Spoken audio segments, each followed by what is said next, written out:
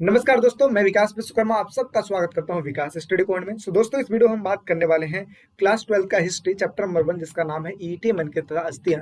इसका important question करने वाले हैं। ठीक है, ऑलरेडी इस चैप्टर पे मैंने वीडियो बना रखा है। जिन बच्चों ने नहीं देखा जाके देख लीजिए, और जिन बच्चों ने देख लिया है वो इजीली समझ पाएंगे कि क्या क्या चीजें, कौन कौन सी चीजें इंपॉर्टेंट इसमें है। ठीक है, तो उसमें भी मैंने बहुत सारी चीजों का डिस्कशन कर दिया था, बट कोई नहीं। अब इस वीडियो में मैं आपको बताने वाला हूँ कि वो कौन कौन से क्वेश्चन है जो बार बार रिपीट होते हैं आपके एग्जाम में। और आप सबको पता है 12th क्लास बोर्ड क्लास है, इसलिए नंबर लाना सबसे बड़ी बात हो जाती है। तो इन क्वेश्चनों की तैयारी कर लेना, आपके एग्जाम में बहुत ही अच्छे मार्क्स देखने को मिलेंगे। सबसे पहले मैं आपको बता दूं हड़प्पा है कहाँ पे। तो देखिए, हड़प्पा है पाकिस्तान में। कहाँ पे है?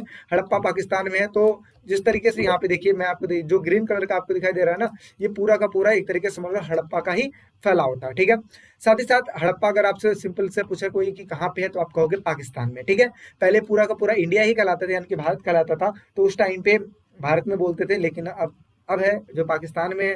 पाकिस्तान अलग हो चुका है, इसलिए हम कहेंगे पाकिस्तान में। ठीक है, अब यहाँ पे पहला क्वेश्चन आता है कि हड़प्पा सभ्यता की खोज किसने की थी। तो हड़प्पा सभ्यता की जो खोज है वो दयाराम साहनी ने की थी। ठीक है, दूसरा क्वेश्चन आता है कि हड़प्पा है किस नदी के किनारे है। तो यहाँ पे बहुत सारे बच्चे कंफ्यूज होकर कहते हैं कि हड़प्पा जो है सिंध नदी के किनारे, इसलिए सिंध नदी पर आंसर कर देते हैं, बट ये गलत हो जाएगा। ठीक है, आप क्या कहोगे? रावी नदी के किनारे। किसके किनारे? रावी नदी के किनारे। अभी यही पे एक क्वेश्चन और मैं आपको बता दूं कि जो मोहनजोदड़ो के बारे में अगर आपसे पूछे कि मोहनजोदड़ो किस नदी के किनारे है, तो उस टाइम पे आप सिंधु सभ्यता लगाओगे। अदरवाइज जब हड़प्पा सभ्यता की बात की जाती है तो आप वहां पे क्या लगाओगे? रावी नदी लगाओगे। ठीक है, अब हम बात करते हैं यहाँ पे कुछ चीजें और हैं। जैसे इस सभ्यता का जो प्रमुख केंद्र था, दो था, एक था हड़प्पा, दूसरा था मोहनजोदड़ो। हड़प्पा जो है 1921 में खोजा गया था, और किसने किया खोजा था? दयाराम साहनी ने खोजा था। और इसी प्रकार अगर देखा जाए तो मोहनजोदड़ो को जो खोज हुआ था 1922 ईस्वी में हुआ था, जो कि राखल दास बनर्जी ने इस चीज को खोजा था। ठीक है, अब हम बात करते हैं किसके नेतृत्व में खोजा गया था। तो जॉन मार्शल के नेतृत्व में खोजा गया था हड़प्पा को 1921 में। ठीक है, और इसके साथ साथ राखल दास बनर्जी ने मोहनजोदड़ो को 1922 ईस्वी में खोजा था। ठीक है, अब बढ़ते हैं थोड़ा सा और आगे एमसीक्यू क्वेश्चन पे। तो तीसरा एमसीक्यू क्वेश्चन है कि हड़प्पा सभ्यता का सबसे बड़ा नगर कौन सा है। तो सबसे बड़ा नगर कौन सा है? तो मोहनजोदड़ो सबसे बड़ा नगर है। ठीक है, और साथ ही साथ मोहनजोदड़ो किस नदी के किनारे है। तो मोहनजोदड़ो जो है वो सिंधु नदी के किनारे है, जैसा कि मैंने ऑलरेडी बता दिया है।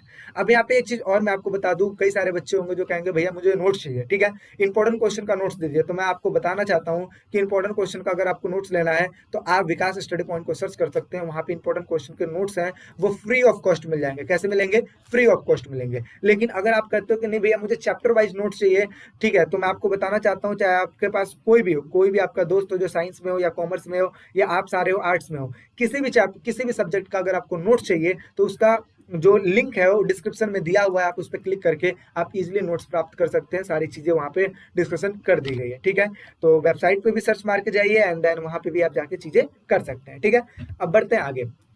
अगला लिखा है हड़प्पा सभ्यता की सबसे महत्वपूर्ण विशेषता क्या है। तो हड़प्पा सभ्यता की जो सबसे महत्वपूर्ण विशेषता है वो ये है कि नगर नियोजन, यानी कि हड़प्पा सभ्यता बनाया गया था नगर नियोजन के हिसाब से। और वहां की जो वास्तुकला थी एक नंबर की थी। ये समझ लो कि ये जो सभ्यता है आज की डेट से लमसम 4500 या 5000 वर्ष पहले की सभ्यता है। लेकिन आज भी अगर देखा जाए तो उनसे हम बहुत सारी चीज सीखते हैं। जैसे उस टाइम पे भी, मतलब 5000 साल पहले लोग नाली बनाते थे, घर को बहुत अच्छे तरीके से सजाते थे, नालियों का निकास बहुत अच्छे तरीके से करते थे, सफाई का बहुत ज्यादा ध्यान रखते थे, बहुत सारी चीजें। लेकिन आज इतना सिस्टम, सारा चीज बनने के बावजूद भी हम देखते हैं कि दिल्ली जैसे शहर में कूड़ा करकट, ये बहुत सारी चीजें है ना, गंदगी फैली रहती है। तो बहुत सारी चीजें हैं। तो हमें कहीं ना कहीं चीजों को सीखने की जरूरत है कि यार 5000 वर्ष पहले वो इस तरीके से रहते थे, तो अब तो दुनिया चेंज हो रही है, तो अब हमें भी सिस्टमेटिक तरीके से रहना चाहिए। बट क्या करें, घोटाला ये एक तरीके से इतना होता है कि चीजें ही अलग हो जाती है। बट कोई नहीं, मेरा जो पढ़ाने का उद्देश्य यही है कि आगे चल के आप जिस भी फील्ड में जाते हो, कुछ भी, अगर जो बच्चे पॉलिटिशियन बनते हैं, अगर पॉलिटिक्स में जाते हैं, तो कृपया करके इन सभी चीजों को पॉइंट आउट करके रखना कि जैसी स्थिति चल रही है इस स्थिति से और बेटर स्थिति करनी है। ठीक है, ये चीज को समझ के रखना। चलिए अब बात करते हैं थोड़ा सा और आगे। आगे समझते हैं सिंधु घाटी की सभ्यता कौन सा, सिंधु घाटी की सभ्यता का कौन सा स्थान मृतकों का टीला के रूप में जाना जाता है। तो मृतकों के टीले के रूप में जाना जाता है, उसको हम कहते हैं मोहनजोदड़ो। क्या कहते हैं? मोहनजोदड़ो। ठीक है, आगे बात कर लेते हैं। अगला है हल से जुते खेत के साक्ष्य कहाँ मिलते हैं, यानी कि हल से जुते हुए खेत के साक्ष्य मिले हैं, वो मिले हैं कालीबंगा में। कहाँ मिले हैं? कालीबंगा में मिले हैं। अब हम एक लास्ट चीज की बात कर लेते हैं, अगला जो अपना एमसीक्यू है, सिंधु घाटी की सभ्यता में विशाल स्नानागार जो है वो कहाँ पे मिला था, तो वो मिला था मोहनजोदड़ो में। ठीक है, तो इस तरीके से जो इंपॉर्टेंट क्वेश्चन थे एमसीक्यू वाले वो हमारे ओवर हो चुके हैं। आई होप सो आपको समझ में आया था। तो टोटल 8 क्वेश्चन है, चीजों को अच्छे से देखिएगा, चीजों को अच्छे से करिएगा। बाकी वीडियो अगर अच्छी लग रही है तो लाइक। अगला क्वेश्चन है हड़प्पा सभ्यता की जानकारी के स्रोत। कौन कौन से ऐसे स्रोत हैं, कौन कौन से ऐसे सोर्सेज हैं जिसके थ्रू हमें हड़प्पा के बारे में जानकारी मिलती है। तो सबसे पहली चीज मिलती है खुदाई में मिली इमारतें, यानी कि जब हड़प्पा सभ्यता को खोजा गया तो इस तरीके से वहां पे इमारतें मिली है। ठीक है, इस तरीके से घर बने हुए मिले, इमारतें मिली हुई है। तो इससे हमें पता लगता है कि यहाँ पे मतलब हड़प्पा सभ्यता जैसी बस्ती यहाँ पे थी। इसके साथ साथ वहाँ पे वस्तुएं मिली है, वस्तु जाहिर सी बात है वहीं पे मिलेंगे ना, तो उन वस्तुओं को देख कर भी हम पहचान सकते हैं कि कौन कौन सी चीजों का यूज करते थे और किन किन चीजों का यूज वो नहीं करते थे। पुरास्थल यानी कि पुराने स्थल मिले हुए, मृदभांड यानी कि मिट्टी के बर्तन मिले हैं, औजार मिला है, आभूषण मिला है, मूर्तियां मिली है, मोहरे मिले हैं, बाट मिला है। बाट वही तराजू बट्टे की बात हो रही है। ठीक है, इसके अलावा पकी हुई ईंटें, तो आप देखिए 5000 साल पहले भी ये लोग पकी ईंटों का प्रयोग किया करते थे। ठीक है, तो इस तरीके की चीजें हैं। अब समझते हैं निर्धारित समय, यानी कि हड़प्पा सभ्यता आखिर कब की सभ्यता है, तो ये है 2600 ईसा पूर्व की सभ्यता, यानी कि आज से अगर देखा जाए तो वही ऑलमोस्ट लमसम 4500 साल, ठीक है, पहले की है। 4500 साल नहीं, मतलब हाँ वही है, 4500 साल पहले की सभ्यता है। ठीक है, और ये जो चीजें हैं ये एक प्रकार का मुहर है, एक प्रकार का स्टैंप है जो हर एक चीजों पे देखने को मिलता था। इस वजह से हम ये समझते हैं कि वहाँ के जो राजा होंगे या फिर जो वहाँ के शासक होंगे वो इस मुहर का प्रयोग करते होंगे। ठीक है, अब थोड़ा सा और आगे बढ़ते हैं। अब समझते हैं हड़प्पा सभ्यता के लोगों के निर्वाह के तरीके, यानी कि वो जीवन कैसे यापन करते थे और किन किन चीजों का यूज करते थे। तो निम्नलिखित जानकारियां हैं, जैसे वो मवेशी पालते थे, मतलब पशु पालते थे। क्या क्या पशु पालते थे? भेड़, बकरी, भैंस, जंगली सुअर, हिरन, घड़ियाल इत्यादि पालते थे। भोजन की बात करें तो अनाज, मछलियां, मांस, फल इत्यादि चीजों का वो भोजन के रूप में इस्तेमाल करते थे। अनाजों की बात करें तो गेहूं, जौ, दाल, चना, तिल, बाजरा इत्यादि चीजों का करते थे। वस्त्रों की बात करें तो अधिकतर सूती वस्त्रों का इस्तेमाल करते थे। ठीक है, किसका? सूत्री। आज भी बहुत सारे लोग हैं जो कि सूती वस्त्रों को ज्यादा पसंद करते हैं। ठीक है, तो ये चीजें हैं। आगे धार्मिक जीवन, शिव, पीपल, पशु, सूर्य, जल, मातृ देवी इत्यादि चीजों की पूजा करते थे। यातायात की अगर मैं बात करूं तो बैलगाड़ी हो गया और नाव का इस्तेमाल करते थे। शिल्पकारी की अगर मैं बात करूं, यानी कि मिट्टी के बर्तन बनाया करते थे। आभूषण हो गया, मन के हथियार, खेती के उपकरण इत्यादि चीजें वो बनाया करते थे। ठीक है, तो चलिए अब नेक्स्ट बात कर लेते हैं। आगे समझते हैं हड़प्पा सभ्यता की विशेषताएं क्या थी। तो हड़प्पा सभ्यता की विशेषताओं की अगर मैं बात करूं तो अगर सपोज कीजिए 4 नंबर में आता है तो इसमें से कोई 4 पॉइंट लिखिएगा और उसको एक्सप्लेन कीजिएगा। अब चलिए मैं बताता हूँ एक्सप्लेन कैसे करना है। जैसे अब मान लीजिए आपसे पूछ ले हड़प्पा सभ्यता की कोई 4 विशेषताएं लिखिए, तो सबसे पहला लिखिए नगरी सभ्यता। आप क्या लिखोगे? हड़प्पा सभ्यता एक नगरी सभ्यता था, क्योंकि वहां पे चाहे सड़कों का निर्माण हो, चाहे भवनों का निर्माण हो, चाहे किसी भी चीज का निर्माण हो, सब एक सिस्टमैटिक तरीके से किया जाता था। ठीक है, सड़कें एक दूसरे को समकोण पर काटती थी, घर स्क्वायर में बनाया जाता था। वहां पे कौन कौन से रूम होंगे, जल कुंड कहाँ पे रहेगा, ठीक है, हवन कुंड कहाँ पे रहेगा, और रसोई घर कहाँ पे रहेगा, शयन कक्ष कहाँ पे रहेगा, सब चीज वहां पे डिसाइड होता था। ठीक है, तो हम ये कह सकते थे कि हड़प्पा सभ्यता एक नगरी सभ्यता है, क्योंकि वो एक शहर की तरह बसाया गया था। साथ ही साथ दूसरा आप लिखोगे नालों का निर्माण। इस तरीके से एक्सप्लेन करना है। नालों के निर्माण में आप क्या लिखोगे कि नालों का निर्माण बहुत ही अच्छे तरीके से बनाया जाता था। ठीक है, सड़कों के जस्ट बगल में नालियां बनाई जाती थी। सबसे पहले नालियों का ही निर्माण होता था, फिर उसके बाद सड़कों का निर्माण होता था, और उसके बगल में फिर घरों का निर्माण होता था। ठीक है, नालियों को ढक कर रखा जाता था। छोटी नालियां जो घर से निकलती थी वो आगे जाके बड़े नाले में मिल जाती थी, और वो बड़ा नाला और बड़े नाले में मिलकर जो गांव का वेस्टेज पानी होता था वो बाहर निकल जाता था, इस तरीके से। और जल निकासी प्रणाली तो अद्भुत प्रणाली थी। जल निकासी मतलब वही है, नाली का जो गंदा पानी है वो किस तरीके से बाहर निकाला जाता था, ये एक अद्भुत प्रणाली थी वहां पे। ठीक है, इसके अलावा चित्रात्मक लिपि, वहां पे जो लिपि थी, लिखने की जो प्रणाली थी वो चित्रात्मक थी। आप जैसे कि इसमें देख सकते हो कि चित्रों का प्रयोग किया गया है। कहीं आप इसको देख के पता कर पाओगे कि क्या है? अगर मैं आज के टाइम में इस बच्चे से, किसी बच्चे से पूछूंगा कि ये क्या है, तो छूटते कहेगा हथौड़ी है। ठीक है, क्यों? क्योंकि हथौड़ी का भी आकार इस तरीके से होता है। ठीक है, लेकिन वो चित्रात्मक लिपि का प्रयोग करते थे, तो हो सकता है कि ये जो चीजें लिखी गई हो ये कोई और भी चीज हो सकती थी। ठीक है, हालांकि इसको रहस्यमय लिपि भी कहते हैं। रहस्यमय लिपि इसलिए कहते हैं क्योंकि आज तक इसको पढ़ी नहीं गई है। ठीक है, इसलिए आगे मृदभांड कला, मृदभांड यानी कि मिट्टी के बर्तन को बनाने की जो कला होती है उसको मृदभांड कला बोलते हैं। अभी आगे स्लाइड आएगा उसमें आपको दिखाऊंगा किस तरीके से मिट्टी के बर्तन बनाया करते थे, कौन कौन सी डिजाइनिंग। आज देखते हो ना, लोग जाते हैं मटका खरीदने के लिए, ठीक है, पानी उसमें रखने के लिए, तो उस पर डिजाइन बहुत अच्छा बना होता है। आज लोग गुल्लक खरीदते हैं तो उसमें भी डिजाइन बहुत अच्छा बना होता है। तो ऐसे ही वहां पर भी मृदभांड कला थे। माप तौल पद्धति यानी कि चीजों को नाप तौल के लेना और देना, ये सारा चलता था, ठीक है। तो माप तौल पद्धति बहुत ही अच्छी थी और इससे हमें ये पता लगता है कि इनको इतना ज्ञान था कि कौन सी चीज कितनी देनी चाहिए और कौन सी चीज का जो वैल्यू है वो किस तरीके से है, ठीक है। आगे व्यापार प्रणाली बहुत अच्छी थी, क्योंकि मापतोल पद्धति का यूज होगा तो व्यापार प्रणाली अच्छी तो होगी होगी।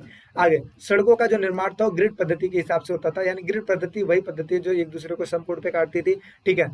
और सारी चीजें जैसे देखते हो ना, शहरों में सड़कों का निर्माण होता है, एक दूसरे को समकोण पे काटती है, ठीक है, इस तरीके से बनाई जाती थी। गाँव में कैसा होता है, गाँव में इधर उधर मतलब कहीं से भी रोड चला जाता है, लेकिन शहरों की बात करें तो हर एक चीज तरीके से बनाया जाता है और इसी को नगरीय सभ्यता भी कहा जाता है, ठीक है।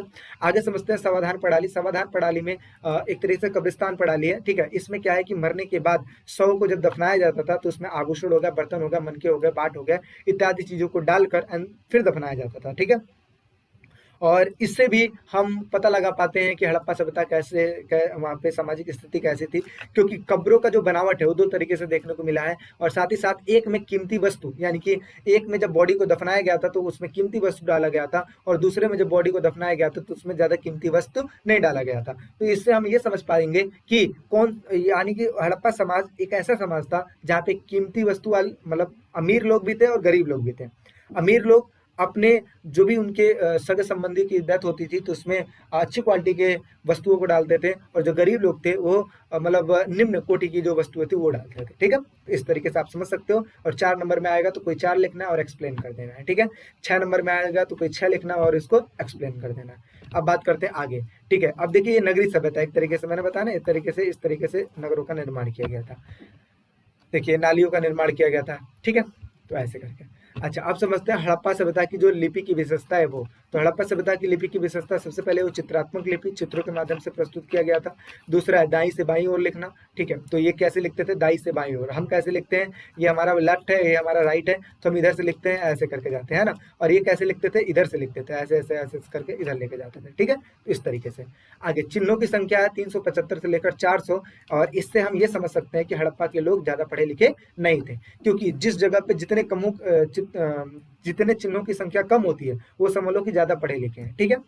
क्योंकि देखिए कम्युनिकेशन एक ऐसी चीज होती है, अगर मैं कहूँ कि सबसे कम वर्डों में ही अगर कम्युनिकेशन हो जाता है तो इजीली हो जाएगा, सारे लोग पढ़ पाएंगे, सारे लोग समझ पाएंगे। तो इसीलिए चिन्हों की संख्या कम होना एक तरीके से समझो कि ज्यादा पढ़े लिखे की निशानी है। आगे समझते हैं। और आज तक इस लिपि को पढ़ी नहीं गई है और इसी को कहते हैं रहस्यमयी, एक में ही रहस्यमयी लिपि, ठीक है। क्या कहते हैं, रहस्यमयी लिपि कहते हैं।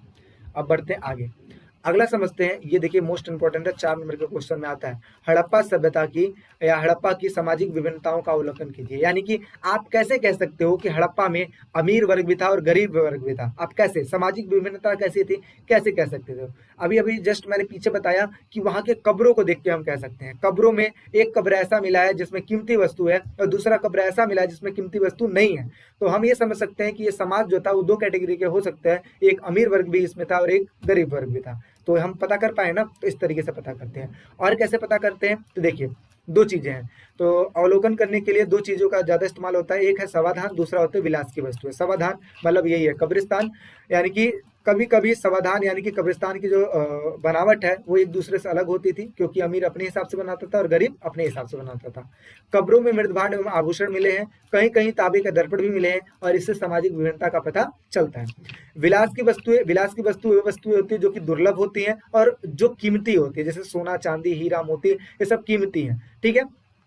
तो ये लिखा है कि पुरातात्विक विशेष तौर पर उपयोगी एवं विलास की वस्तुओं में वर्गीकृत करते हैं और सामाजिक विभिन्नताओं का पहचान करते हैं। और ये दूसरी विधि है जिसके थ्रू हम ये समझ सकते हैं कि हड़प्पा में सामाजिक विभिन्नता थी, क्योंकि 2 चीजें रोजमर्रा की वस्तुएं थी वो तो हर घर में मिलती है, जैसे चकिया, सुई, मृदभांड, सुइया, झावा इत्यादि बहुत सारे सबके घर में मिलेगी। लेकिन जो दुर्लभ वस्तुएं होती हैं, जो जैसे कि सोना, चांदी, फाइनेंस, ये किसी किसी के घर में मिली थी। और इस तरीके से हम कह सकते हैं कि हड़प्पा सभ्यता में अमीर और गरीब दोनों कैटेगरी के लोग हुआ करते थे। आगे समझते हैं। मोहनजोदड़ो के विशाल स्नानागार, ये भी 4 नंबर में या 6 नंबर में आता है, और पहले 8 नंबर के क्वेश्चन आते थे तो उसमें भी ये आता था। तो देखिए मोहनजोदड़ो के विशाल स्नानागार की व्याख्या कीजिए। तो देखिए इस तरीके से विशाल स्नानागार मिला है वहाँ पे, और आप देख सकते हैं कि किस तरीके से यहाँ पे देखिए सीढ़ी भी बनाई गई, इधर भी सीढ़ी बनाई गई है, यहाँ पे बैठने का बनाया गया है, तो इस तरीके से बनाया गया है। तो देखिए लिखा है कि मोहनजोदड़ो में सबसे आकर्षित करने वाला एक जो विशाल स्नानागार मिला है, जो कि दुर्ग के टीले पर बनाया गया था, यानी कि ऊपर बनाया गया था। आगे इस स्नानागार के केंद्र में एक खुला चौकोर तालाब था, जिसके चारों ओर छज्जे वाले गलियारे थे, ठीक है, और छज्जे थे। यह 12 मीटर लंबा था, यानी कि लंबाई बात किया जाए तो 12 मीटर, चौड़ाई बात किया जाए तो 8 मीटर, और गहराई बात किया जाए 2.4 मीटर। और आप ये समझ जाओ कि 1 मीटर में 3 फीट और 3 इंच होता है, ठीक है, 3 फीट और 3 इंच होता है। तो आप ये समझ जाओ कि लमसम अगर देखा जाए तो 55 मतलब 55 फीट के आसपास इसकी लंबाई थी, ठीक है। तो इस तरीके से तो आप ये आइडिया लगा सकते हैं, क्योंकि 1 फीट में मैंने 1 मीटर में मैंने आपको बता दिया कि 3 फीट और 3 इंच होता है। इस हिसाब से आप लंबाई चौड़ाई का ज्ञान कर सकते हैं। अदरवाइज इन चीज़ों को याद करके रखिएगा, कई बार एग्जाम में लिखना भी पड़ जाता है। आगे यह स्नानागार पक्की ईंटों का बना हुआ था और नालियां एक दूसरे से जुड़ा हुआ था। तालाब में पानी भरने और खाली करने का भी काम यही आता था, यानी कि जो नालियों का इस्तेमाल होता था तालाब में पानी भरने का और उसको खाली करने का होता था। इसको पक्की ईंटों से बने हुए कुएं से पानी भरा जाता था और फिर नालियों के माध्यम से इसको गंदे पानी को निकाल लिया जाता था। स्नानागार की सीढ़ियां, ऊंचे मकान और चलते हुए पानी का प्रबंध देखकर ऐसा लगता है कि यह तैरने के लिए प्रयोग किया जाता था, यानी कि इन चीज़ों का बनावट इस तरीके से बनाया गया है और इसको देखकर मानो ऐसा प्रतीत हो रहा है कि जैसे यहाँ पे व्यवस्था थी तैरने की। आगे इस स्नानगृह का ढांचा इतना सुदृढ़, यानी कि इतना बढ़िया बनाया गया था कि मजबूत बनाया गया था कि ये 5000 साल तक कायम रहा, यानी कि एज इट इज इसी तरीके से रहा। देखिए 5000 साल पहले की है ये, लेकिन आज भी देखने में ऐसी ही लग रही है, ठीक है। ऐसा आगे समझते हैं। मोहनजोदड़ो के नालों की विशेषताएं, यानी कि मोहनजोदड़ो में जो नाले हैं उनकी क्या विशेषताएं थी। तो विशेषताएं यही है, सबसे पहली चीज कि ये जल निकासी प्रणाली थी, और साथ ही साथ ये ग्रिड पद्धति भी बनाई जाती थी, यानी कि देखिए इस तरीके से इधर नाला चला गया, आगे चल के इधर चला जाएगा, तो समकोण कर काटती थी, ठीक है। और जो कि ये लिखा हुआ है आगे, नालियां मिट्टी के गारे और चुने हुए ईंटों से बनाई जाती थी, और इनको बड़ी ईंटों और पत्थरों से ढक दिया जाता था, और इसको उठाकर सफाई कर दी जाती थी। और इसको ढकने का मेन मतलब ये था कि इसमें जो कूड़ा करकट है वो ना जाए और बार बार इसको साफ ना करना पड़े और गंदगी भी ना फैले। घरों से बाहर की छोटी नालियां आगे जाकर बड़ी और पक्की नालियों से मिल जाती थी, और वर्षा का पानी निकलने के लिए बड़ी नालियों की गहराई 2.5 से 5 फुट था। आप ये समझ सकते हो कि जो बड़ी नालियां थी वो बड़ी बड़ी बनाई जाती थी, कम से कम 5-5 फीट की बनाई जाती थी, गहरी होती थी, ताकि नाली जो नाला है वो इजिली पानी को निकाल सके, ठीक है। आगे घरों से गंदे पानी के निकास के लिए सड़कों के दोनों ओर गड्ढे बने हुए थे। मोहनजोदड़ो के नगरों की सफाई की व्यवस्था इस सभ्यता की विशेष उपलब्धि मानी जाती थी, यानी कि वहाँ पे गंदगी बहुत कम थी, ठीक है, या फिर आप यूँ कहो कि नहीं थी। आगे समझ लेते हैं। तो देखिए इस तरीके से बना हुआ था। नेक्स्ट समझ लेते हैं मोहनजोदड़ो की नगर निर्माण जो निर्माण योजना थी वो किस तरीके से थी, ठीक है। तो नगर नियोजन की अगर मैं बात करूं तो सबसे पहले मैं आपको दिखा देना चाहता हूं कि ये 2 हिस्सों में डिवाइड थी। एक को हम कहते हैं दुर्ग और दूसरे लोग कहते हैं निचला शहर, और सारी की सारी चीजें पकी हुई ईंटों से बनाई गई थी, ठीक है। ये चीज है। निचला शहर ऐसा माना जाता है कि आम जनता रहती थी, व्यापारी वर्ग वगैरह रहते थे, और दुर्ग जो था ये बड़े बड़े लोग रहा करते थे, मतलब राजा महाराजा हो सकते हैं कि वो लोग यहाँ पे रहा करते थे। तो इस तरीके से चीजें बनाई गई हैं। तो समझिए नगर निर्माण योजना, नगर निर्माण योजना किस तरीके से थी। तो मोहनजोदड़ो सबसे प्रसिद्ध पुरास्थल है, और इसकी सबसे बड़ी विशेषता है शहरी केंद्र का विकास, यानी कि शहरी केंद्र यानी कि शहरों जैसा विकास, ठीक है। नगर 2 भागों में विभक्त था, और एक को कहते हैं दुर्ग, दूसरे को कहते हैं निचला शहर। दुर्ग जो था वो ऊंचाई पर बनाया गया था, ठीक है, और जो दूसरा निचला शहर था वो भूभाग पर बनाया गया था, और इसको चारों ओर एक तरीके से आप ये समझ लो चबूतरे पे बनाया गया था, चारों ओर से घेर दिया गया था। दुर्ग की ऊंचाई का कारण यह भी था कि संरचनाएं कच्ची ईंटों के चबूतरे पर बनी हुई थी, और दुर्ग को दीवार से घेर दिया गया था, जिसका अर्थ है कि निचले शहर से एक तरीके से अलग दिखाई देता था, ठीक है। देखिए ये इससे अलग है ना, ये अलग है और ये अलग है, तो यही चीज है। निचला शहर भी दीवार से घेरा गया था, इसके अतिरिक्त भवनों को चबूतरों पर बनाया गया था। तो वो नींव का भी काम करते थे। जैसे देखते हो ना लोग अपना घर बनाते हैं तो ऊंचे ऊंचे सबसे पहले क्या करते हैं, नींव डीपीसी करवा देते हैं और घर को ऊंचा करवा देते हैं, और फिर जाके घर का निर्माण करते हैं। आगे नगर दुर्ग के भीतर अनेक विशाल भवन भी हैं और इसमें सार्वजनिक इमारतें भी बनी हुई हैं, जैसे अनाज रखने के लिए भंडार गृह बनाया गया है, प्रमुख फैक्ट्रियां यानी कि महत्वपूर्ण फैक्ट्रियां बनाई गई हैं, कार्यशाला जहाँ पे कार्य किया जाता है वो सारी चीज बनाई गई हैं। नगर दुर्ग के भीतर एक विशाल सार्वजनिक स्नानागार भी है, यानी कि स्नानागार वही जो अभी हमने बात किया ना, विशाल स्नानागार, वो भी है, और जो कि कला का अद्वितीय उदाहरण भी है। ठीक है, यानी कि बहुत बढ़िया बना हुआ है। यहाँ इस्तेमाल की गई ईंटें जो धूप में सुखाकर भट्टी में पकाकर बनाया जाता था, जो कि मैंने आपको दिखा दिया, इस तरीके की दिखती थी। ईंटों की एक निश्चित अनुपात होती थी उन, जहाँ पे उसकी लंबाई चौड़ाई ऊंचाई क्रमशः 4 गुनी और 2 गुनी होती थी। तो देखिए इस तरीके से बनाई जाती थी ताकि चीजें ईंट बहुत ही अच्छे तरीके से ईंटों से बहुत अच्छे तरीके से घरों का निर्माण किया जा सके। ठीक है, तो ये वो है, समझ में आ गई बात। चलिए अब नेक्स्ट बात कर लेते हैं।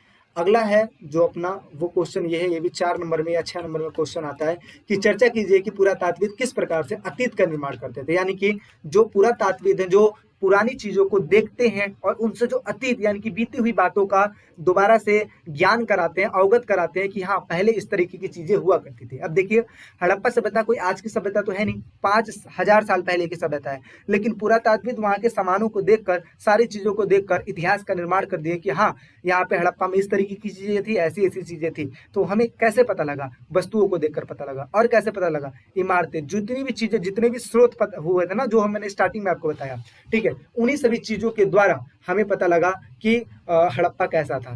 तो जो पुरातात्विद है वो अतीत का निर्माण वस्तुओं को देखकर करते हैं। तो देखिए क्या लिखा है, पुरातात्विदों ने भौतिक अवशेष, भौतिक अवशेष वो चीजें जिनको हम छू सकते हैं, जैसे वस्तुएं हो गई, इमारतें हो गई, ठीक है, और बहुत सारी चीजें हैं जो कि स्टार्टिंग में मैंने बात किया था, मोहरे हो गई, तो इन सभी चीजों से हम भौतिक अवशेष कहलाता है। तो पुरातात्विदों ने भौतिक अवशेष से प्राप्त साक्ष्यों के माध्यम से आकर्षक इतिहास के अलग अलग अंशों को एक साथ जोड़ने का कार्य करते हैं और जोड़ने के बाद वो इतिहास का निर्माण कर देते हैं।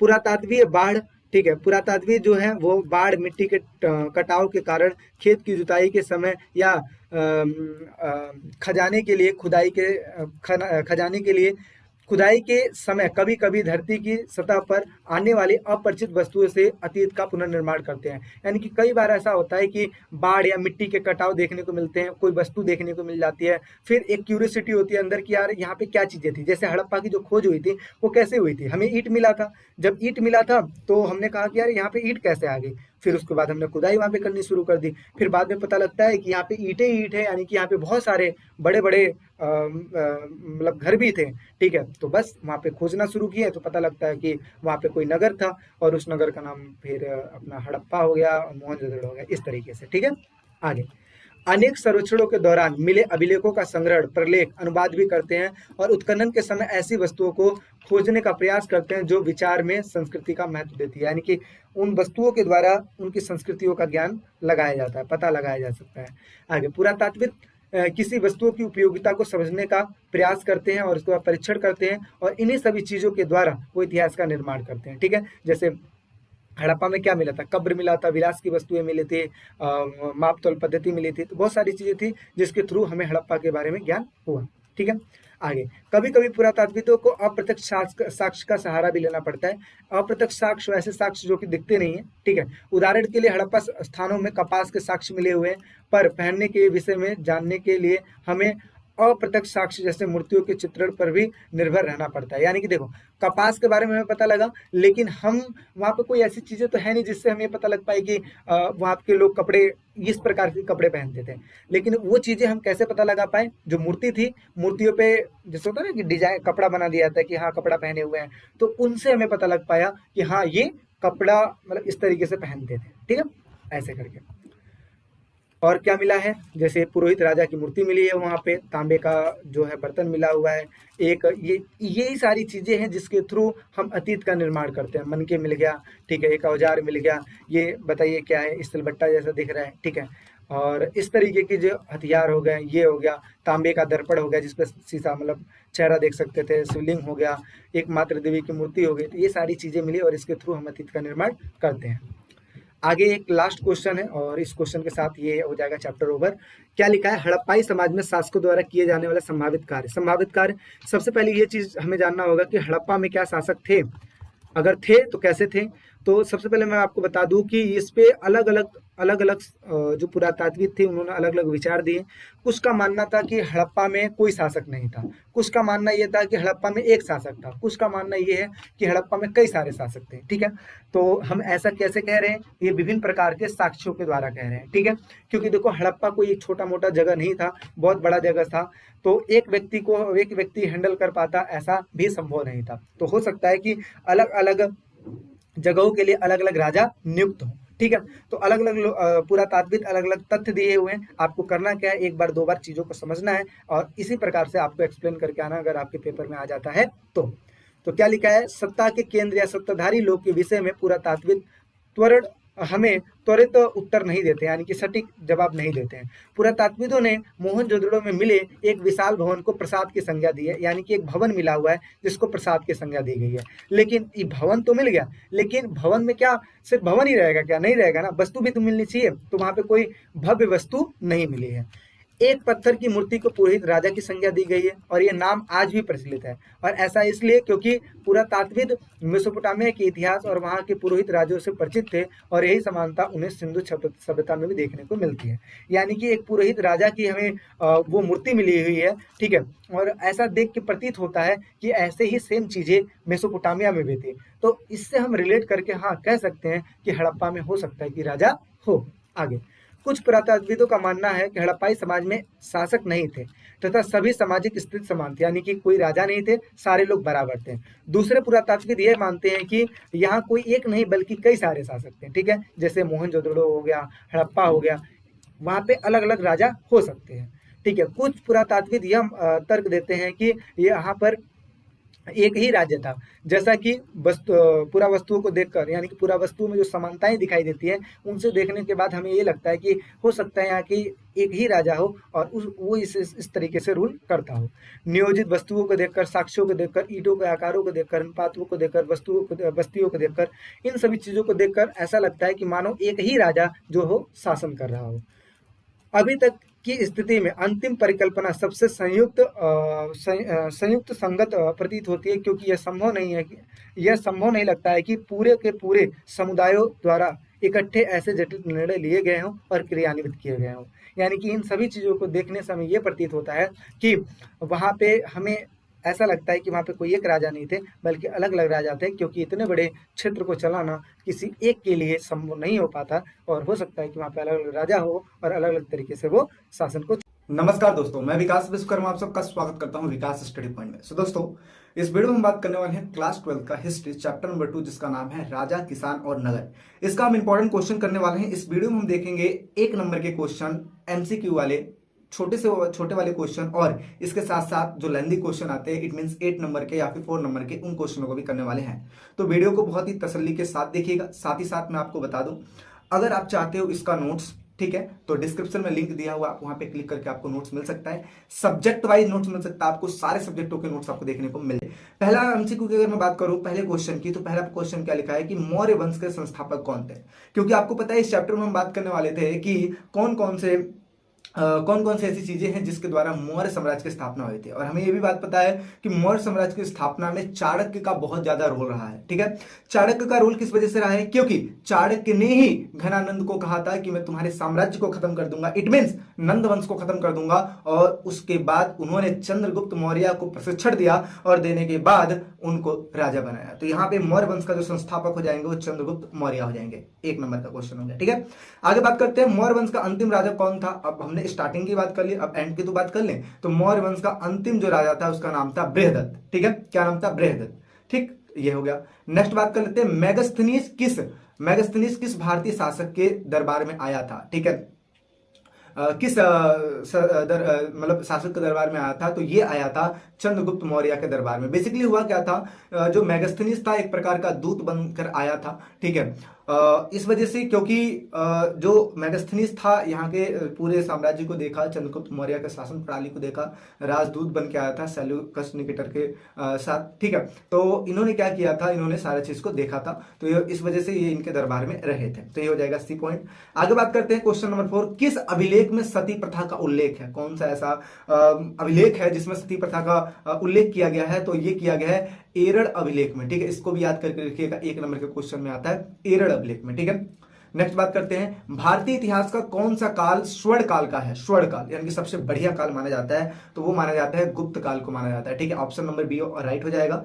अर्थशास्त्र में किस प्रकार के विवाहों को उल्लेख किया गया, अर्थशास्त्र में 8 प्रकार के विवाहों को उल्लेख किया गया है। इसके अलावा ब्राह्मणों ने एक बात कही है कि 4 प्रकार के जो विवाह हैं वो सबसे ज्यादा महत्वपूर्ण है, मतलब टोटल 8 प्रकार के हैं जिसमें से 4 प्रकार के जो हैं वो सबसे ज्यादा इंपॉर्टेंट है, ऐसा ब्राह्मणों ने कहा था। चलिए नेक्स्ट बात कर लेते हैं, मगध की प्राचीन राजधानी कहां थी, तो मगध की जो प्राचीन यानी कि पुरानी राजधानी थी वो थी राजगृह में, ठीक है। उसके बाद धीरे धीरे करके पाटलिपुत्र, फिर उसके बाद पटना, इस तरीके से हो गया था। आगे, अर्थशास्त्र के लेखक कौन थे, तो अर्थशास्त्र के लिखने वाले जो थे वो थे कौटिल्य। अब कहोगे कौटिल्य, हमने तो सुना था चाणक्य, तो चाणक्य और कौटिल्य एक ही है, एक ही व्यक्ति के नाम है, ठीक है। तो इस वजह से आप कर सकते हो चाणक्य या फिर कौटिल्य, ठीक है।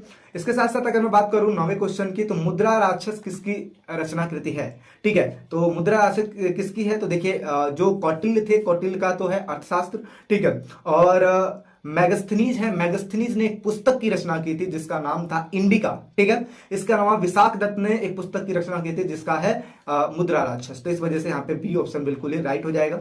नेक्स्ट बात कर लेते हैं, धम्म महामात्र को किसने प्रस्तुत किया था, तो कौन उसको प्रस्तुत किया था या फिर नियुक्त किया था, एक तरीके से आप ये कह लो, ठीक है। किसने नियुक्त किया था, तो नियुक्त करने का जो श्रेय जाता है वो जाता है अशोक के पास, तो इस वजह से बी पॉइंट राइट हो जाएगा, ठीक है। इसके अलावा अशोक को कई सारे नामों से भी जाना जाता था, सम्राट के नाम से जाना जाता है अशोक को, ठीक है, सम्राट अशोक, क्योंकि इन्होंने बहुत सारे कार्य किए। बुद्ध भगवान की जो अस्थियां थी, मतलब बुद्ध भगवान की जो अस्थियां थी उनको विभिन्न जगहों पे वो स्थापित करवा के उस पे स्तूपों का निर्माण करवाए, ये भी कहा जाता है, ठीक है। इसके अलावा इनको देवना प्रिय भी बोला जाता था, देवना प्रिय मतलब देवताओं का प्रिय, ठीक है। और इनको मतलब कई सारे नामों से जाना जाता था इस वजह से, ठीक है। चलिए जी, ये तो हो गया अपने छोटे क्वेश्चन। अब हम थोड़ा सा बात कर लेते हैं बड़े क्वेश्चन की, जिसमें शॉर्ट क्वेश्चन लॉन्ग क्वेश्चन सारे हैं। तो सबसे पहले हम बात करते हैं जो कि हमने पहला चैप्टर पढ़ा था हड़प्पा, तो हड़प्पा के बाद किस तरीके से वैदिक काल आया, इस चीज के बारे में बात करने वाले हैं। उससे पहले मैं आपको दिखा दूं, ये जो है ना, ये जो चीज इसे कहते हैं मगध, ठीक है। और यहीं से राजपाट स्टार्ट होना शुरू हुआ इनका, चंद्रगुप्त मौर्य का, क्योंकि घनानंद का शासन यहीं पे था, और धीरे धीरे करते करते करते ये बढ़ते चले गए, तो ये सारी चीजें, ठीक है। तो देखिए पहला क्वेश्चन लिखा है, वैदिक काल से क्या अभिप्राय, इसका समय काल क्या माना जाता है। तो वैदिक काल सिंधु सभ्यता के बाद एक नई सभ्यता अस्तित्व में आई, यानी कि अस्तित्व में आई थी। इसकी वजह से देखिए जिसे वैदिक सभ्यता कहा जाता है, क्योंकि इनमें वेदों की रचना की गई थी। कितने प्रकार के वेद होते हैं, 4 प्रकार के वेद होते हैं, ठीक है। ऋग्वेद, सामवेद, यजुर्वेद, अथर्ववेद, 4 प्रकार के वेद होते हैं, ठीक है। इस सभ्यता के बारे में जानकारी हमें कहां से मिलती है, वेदों से मिलती है।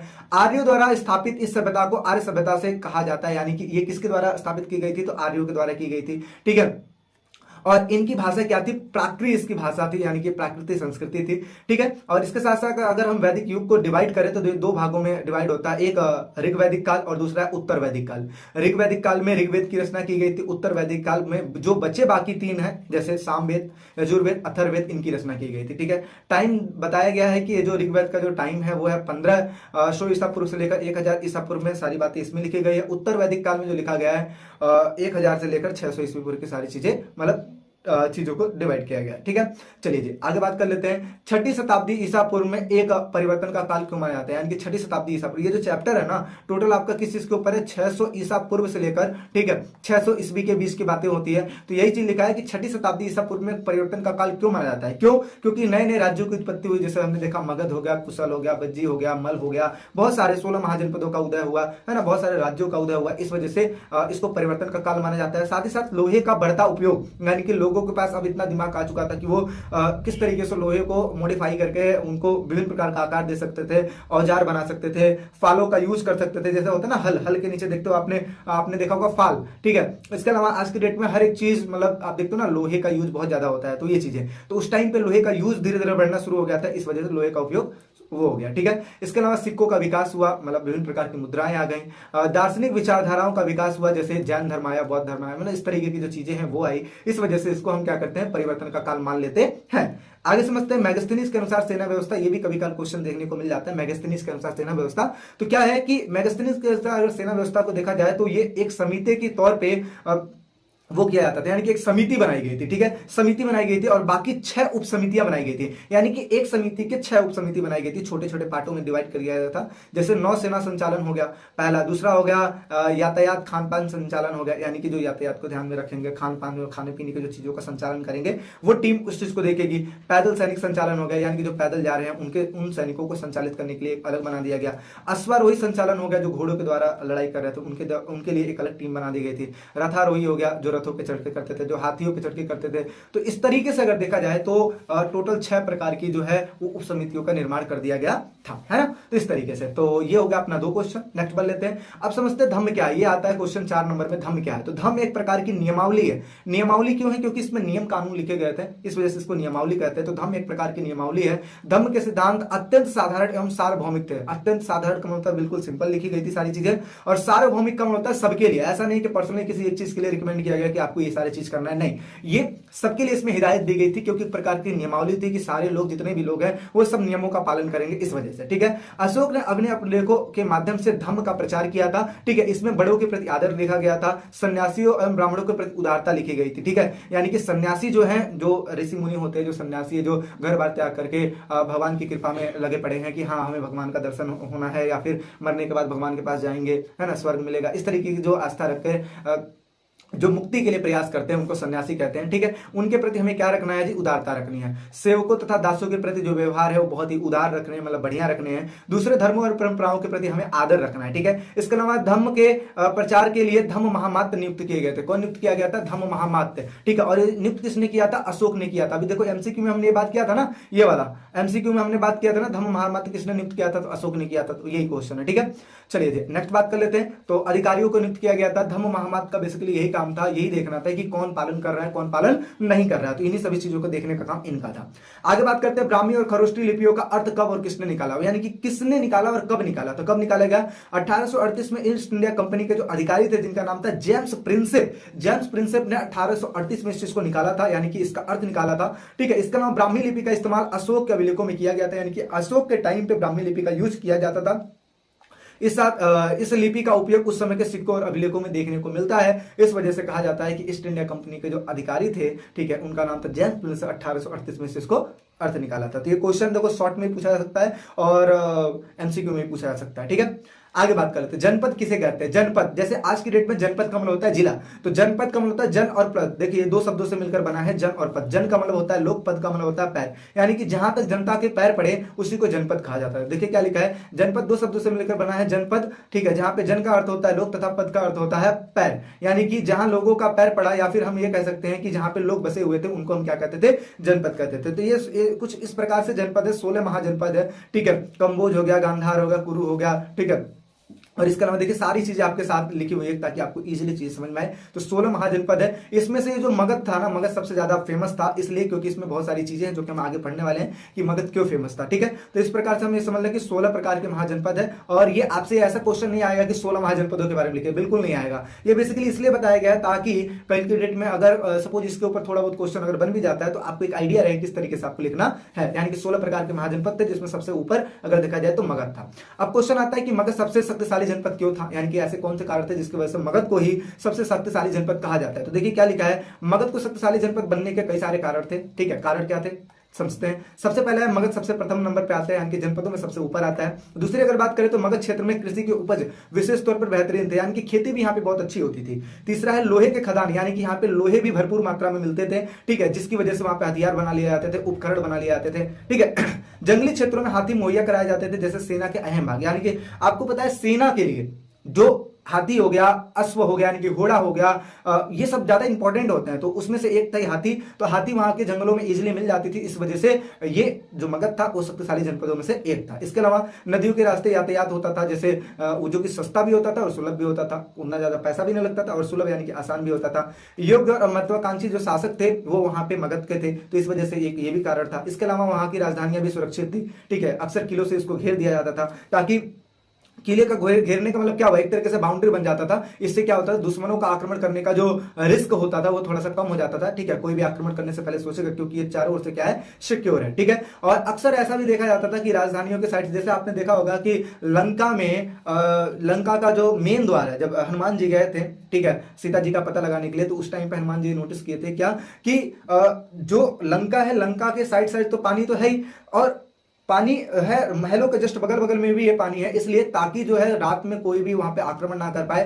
ठीक है, दरबार का जो मेन गेट है वो जब खुलता था ना, तो ये समझ लो कि वो नदी को ऐसे करके पार कर देता था। ठीक है, ताकि लोग एंटर करें, और जब एंटर कर जाते थे, ठीक है, इसकी वजह से वो बंद हो जाता था, तो चारों साइड पानी हो जाता था, है ना। इस तरीके की चीजें आप बाहुबली में भी ऐसी चीज देख सकते हो। ठीक है, तो ऐसी चीजें राजधानी के जस्ट बगल बगल में किलों का निर्माण इसलिए करवा दिया जाता था ताकि सेफ रहे, सिक्योर रहे। आरंभ में राजगाह मगध की राजधानी थी, जिसका मतलब होता है कि राजाओं का घर, यानी कि राजगाह पहाड़ियों के मध्य बसा हुआ था, जिसके चारों ओर किले बंदी की गई थी ताकि कोई आक्रमण ना करे। बाद में 400 ईसा पूर्व में पाटलिपुत्र को राजधानी बना दिया गया, जिसे अब पटना कहा जाता है। यानी कि पहले राजगाह था, आगे चल के पाटलिपुत्र को बनाया गया, और अब इसको क्या कहा जाता है, पटना के नाम से जाना जाता है। ठीक है, तो इस तरीके से ये 6 नंबर के क्वेश्चन में या फिर 8 नंबर के क्वेश्चन में देखने को मिलता है। आपको इस तरीके से करके चीजें लिखनी है। आगे समझते हैं, एक क्वेश्चन और है। बाकी वीडियो अच्छी लग रही हो तो चैनल को जरूर सब्सक्राइब करें, लाइक करके बताएं चीजों को, और साथ ही साथ कुछ डाउट है, दिक्कत है तो कमेंट सेक्शन में चीजों को बता सकते हैं या पूछ सकते हैं मेरे से। ठीक है, अब मैं आपको यहाँ पे एक चीज और बता दूं कि विकास स्टडी पॉइंट है, मेरा एक ही मोटिव है कि जितना ज्यादा हो सके बच्चों की हेल्प करना, और बच्चे वो होने चाहिए कि हाँ, एक क्यूरियोसिटी होनी चाहिए कि हाँ, बच्चे ये पूछ रहे हैं मेरे से, ऐसा नहीं कि बस आए ऐसे देखे और चले गए ना।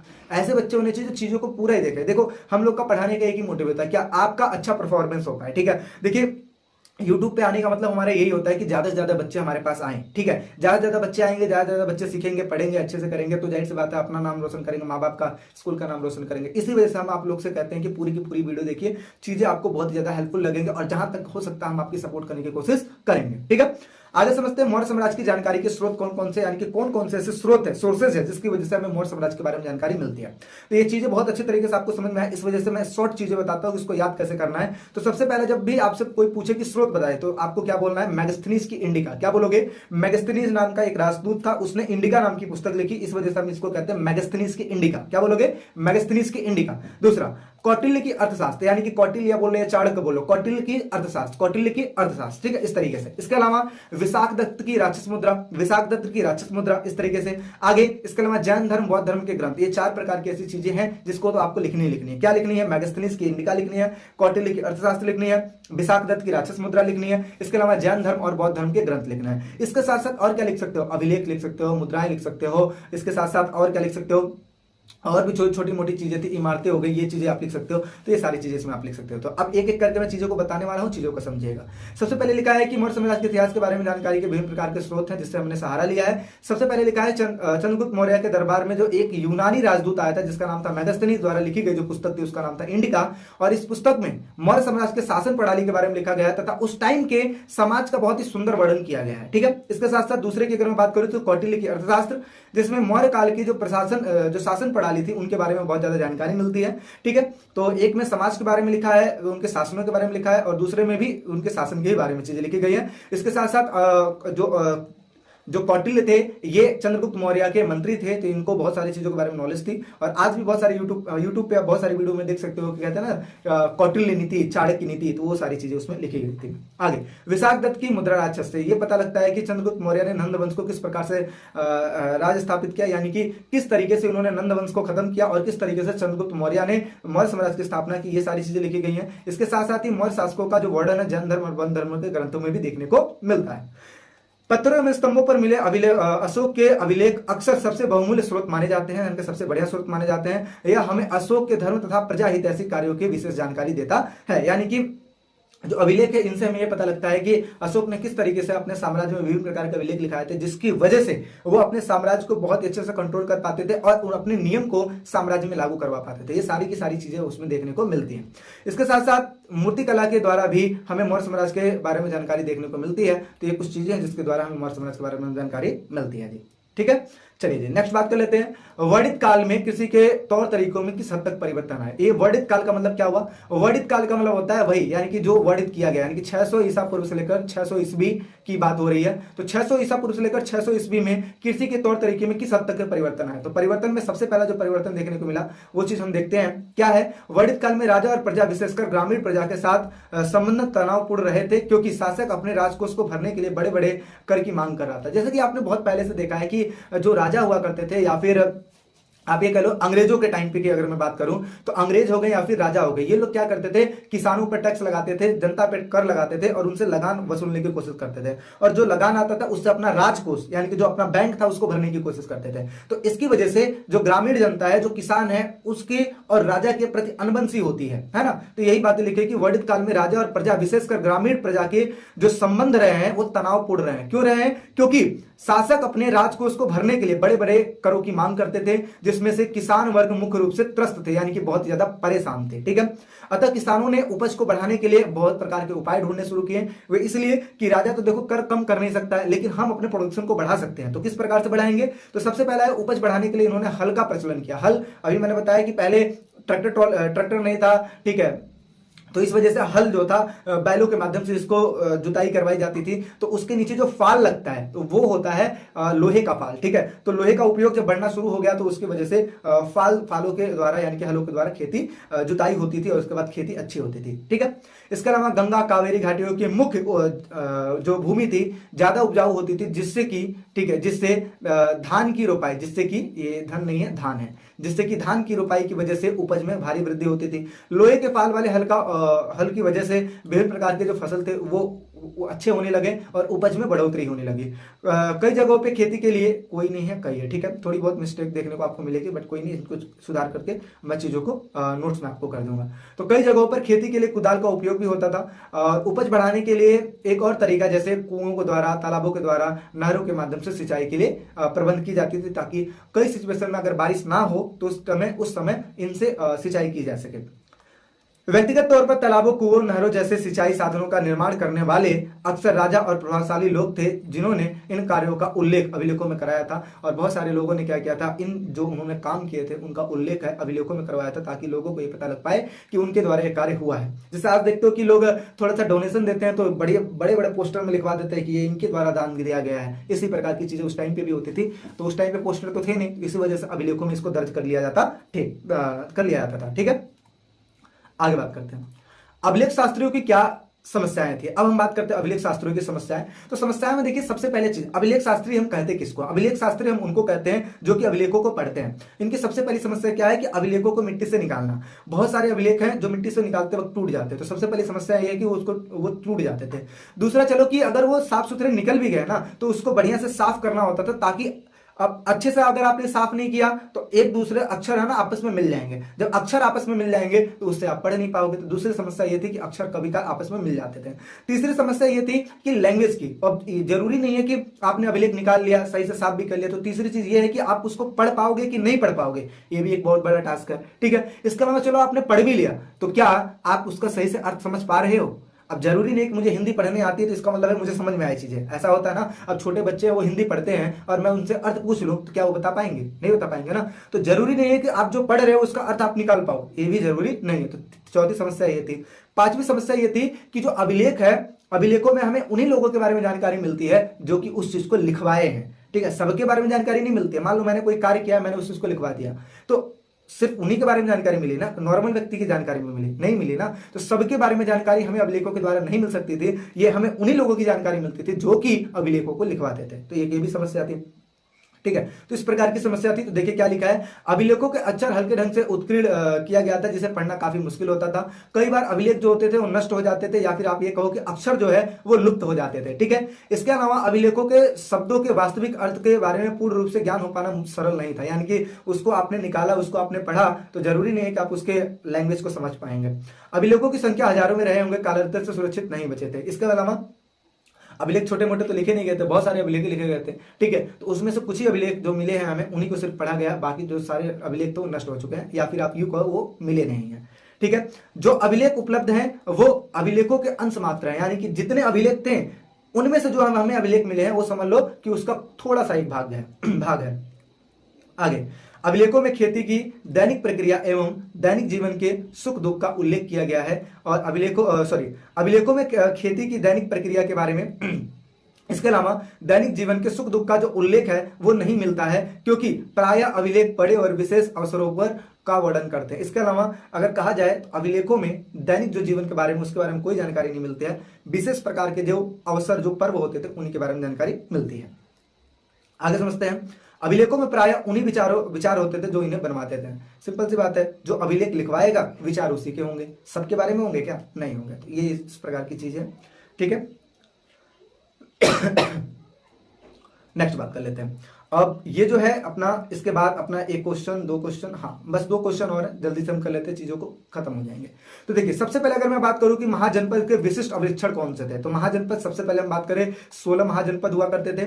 हालांकि महाजनपदों के नाम इन ग्रंथों में समान नहीं है। अगर देखा जाए तो बौद्ध धर्म और जैन धर्म के प्रारंभिक ग्रंथों में महाजनपद के 16 राज्यों का उल्लेख किया गया है। हालांकि अगर देखा जाए जनपदों के नाम इन ग्रंथों में समान नहीं है, जैसे तो कुछ तो भी बज्जी, मगध, कौशल, कुरु, पंचाल तथा अवंती आदि नाम एक जैसे हैं। इनमें संकेत मिलता है कि महाजनपद में सबसे ज्यादा महत्वपूर्ण रहे होंगे। यानी कि अभी हम बात करें कि 16 महाजनपद थे, जो कि मैंने स्टार्टिंग में आपको बताया, लेकिन अगर देखा जाए तो इनमें कुछ का ही जिक्र इस तरीके से किया गया है ताकि हमें यह समझ में आ पाए कि इनमें से जो कुछ थे वो बहुत ज्यादा इंपॉर्टेंट थे, जैसे बज्जी हो गया, मगध हो गया, कौशल, कुरु, पंचाल, अवंती, इन जैसे जो महाजनपद थे इन्हीं के बारे में कुछ ज्यादा विशेष तौर पर लिखा गया है। बाकी के जो और जनपद है वो सिर्फ नाम के लिए बस चीजें लिखी गई है, ठीक है। इसके अलावा इंपॉर्टेंट की अगर बात किया जाए तो ये बज्जी, मगध, कौशल, कुरु, पंचाल, ये जो इतने भी थे ये इंपॉर्टेंट थे, ठीक है।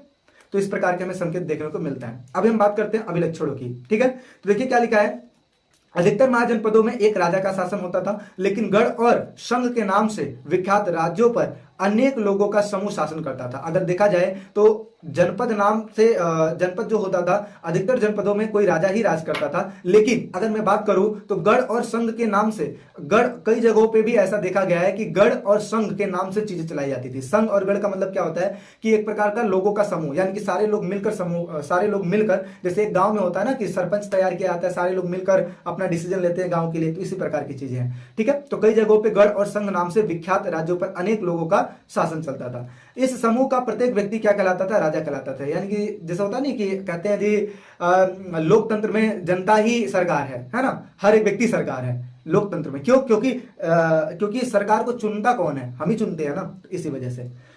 आगे, प्रत्येक महाजनपद की एक राजधानी होती थी जो अक्सर किले से घेर दी जाती थी। किलेबंद राजधानियों के रखरखाव, सेनाओं और नौकरशाही के लिए बाहरी आर्थिक साधनों की जरूरत होती थी, यानी कि बाहर से चीजों को मंगाना भी पड़ता था। शासकों का काम किसानों, व्यापारियों तथा शिल्पकारों से कर, भेंट वसूल करना इत्यादि चीजें थी। धन जुटाने के लिए पड़ोसी राज्यों पर आक्रमण करना भी वैध तरीका माना जाता था। वैध का मतलब होता है कानूनी तरीका, कि ऐसा नहीं है कि आप अपने पड़ोस में आक्रमण कर दिए और उसको लूट लिए तो आपने गलत कर दिया, ऐसा नहीं है।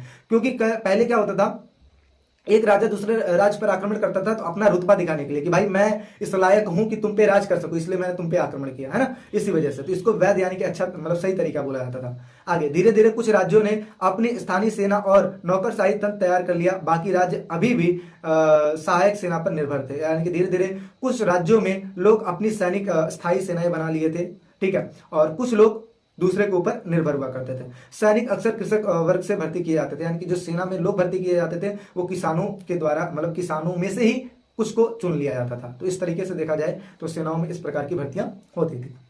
आगे समझते हैं सामान्य लोगों के जीवन के बारे में पुनर्निर्माण इतिहासकार किस तरीके से करते हैं। तो अब देखिए, सामान्य लोगों के जीवन के बारे में इतिहासकार पुनर्निर्माण बहुत सारी चीजों की वजह से करते हैं। सबसे पहले सामानों को देखते हैं, उनकी सारी चीजों को देखते हैं और देखने के बाद रिलेट करते हैं कि ये किस काम आता होगा, किस तरीके से आता होगा, या फिर यहाँ के जो लोग हैं कौन कौन सी चीजों का यूज करते होंगे, क्यों यूज करते होंगे, क्या लाभ होता होगा। तो ये सारी चीजों का जब निष्कर्ष निकल जाता है तो उसकी वजह से सामान्य लोगों के जीवन के बारे में जानकारी मिल जाती है, ठीक है। इसके अलावा जैसे मुद्रा है, धातु, ये सारी चीजें थी तो उनको भी देखा जाता था और फिर उसके बाद आइडिया लगाया जाता था आखिर ये किस काम आता होगा, ठीक है। देखिए क्या लिखा है, सामान्य लोगों के जीवन का पूर्ण ज्ञान मात्र अभिलेख शास्त्र से ही नहीं मिलता है, अतः विभिन्न सामाजिक समुदायों के उदय के विषय में गंभीर अध्ययन करना भी आवश्यक होता है। यानी कि अगर कहा जाए अभिलेखों से ही हमें सामान्य लोगों के जीवन के बारे में जानकारी मिल जाए, ये संभव नहीं है, बल्कि हमें कैसे पता लगता है, विभिन्न प्रकार के समुदाय के उदय को भी हमें पढ़ना पड़ता है, जिसके द्वारा हमें सामान्य लोगों के जीवन के बारे में जानकारी मिलती है।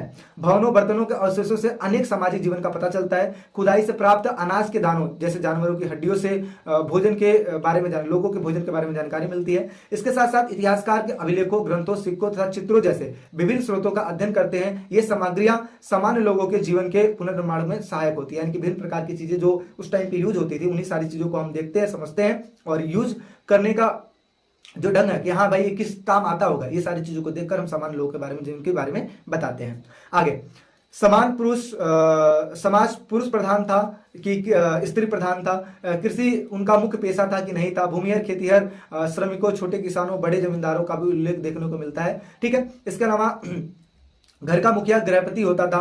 ठीक है, लोक कथाओं से सामान्य लोगों के जीवन के बारे में जानकारी मिलती है। लोक कथा का मतलब होता है लोगों की कथाएं। जैसे मान लो कि दादा दादी बताते हैं कि बहुत पहले अकबर नाम का एक राजा था, बहुत पहले ऐसा होता था, तो ये लोक कथा हुई ना, लोगों के द्वारा जो कथाएं बोली जाती है ना। तो इन सभी की वजह से हमें सामान्य लोगों के जीवन के बारे में जानकारी मिलती है।